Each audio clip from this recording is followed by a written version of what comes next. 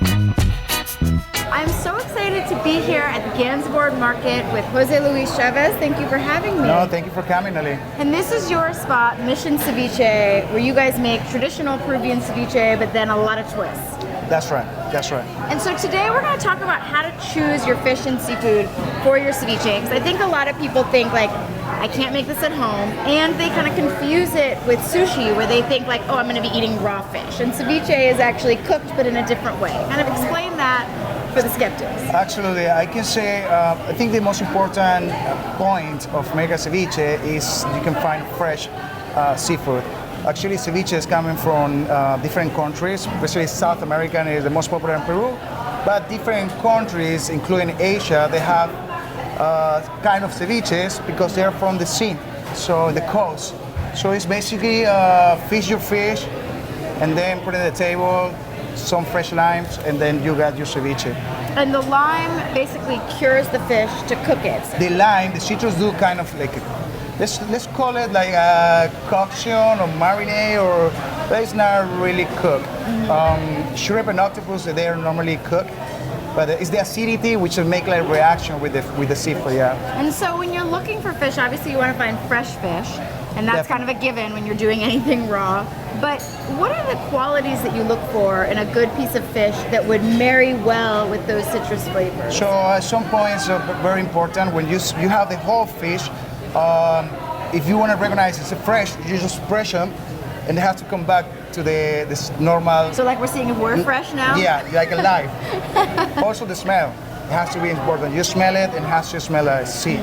And one more point, the eyes, it has to be clear, not with this little like dark skin outside of the. That's 3 points, very important. And start with the whole fish so you can really see it and make sure it's good quality. Exactly. And then you can use the whole fish. And so then when you're taking pieces of the fish, what are the types of fish that you're looking for? Do all fish work? Are there certain thinner fish, fattier fish? Yeah. What works best with ceviche? In Peru, we have we use more white fish for ceviches, but actually you can use different kind of fish. I think all the fish are good, and also that way we can control a little bit our connection with the sea, with the environment.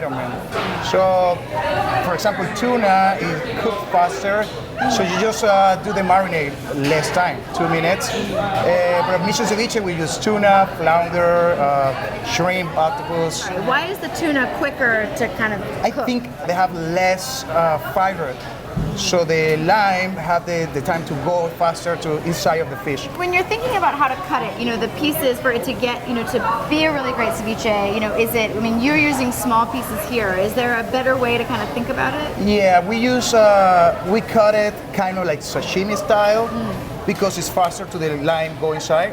And then let's talk about cooked seafood, because you can, we have octopus here, we have shrimp, there's a lot of cooked seafood in ceviche as well. How do you prepare for the types of seafood that you maybe wouldn't want to eat raw if you want to do a ceviche style? We have our standard for different proteins like a seafood.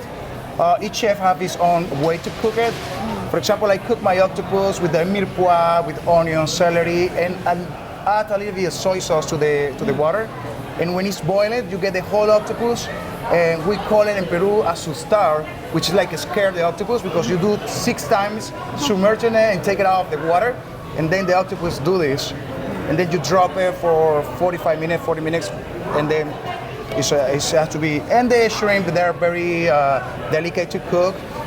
You cook it for around 1 minute, depending on the size of the shrimp, and then you cook the coction straight with cold water and ice. Because you don't want it to be overcooked, because adding the lime is going to add a little more. You have to be very precise if you want to have good quality of ceviche. Yeah. And then when you're thinking about pairing ingredients, obviously in Peru, leche de tigre and some of these other sauces that people are used to. In Japan, it's different. How do you marry sort of the sauce with the different types of fish? We have many influence from different countries and cultures, like Asian, Chinese, African, Spain. So that's how Peruvian cuisine gets stronger. So ceviche can be anything. Ceviche could be anything, yes. Well, thank you so much for having us here at Mission Ceviche in the Gansevoort Market and teaching us a little bit about ceviche. Really Absolutely, my pleasure.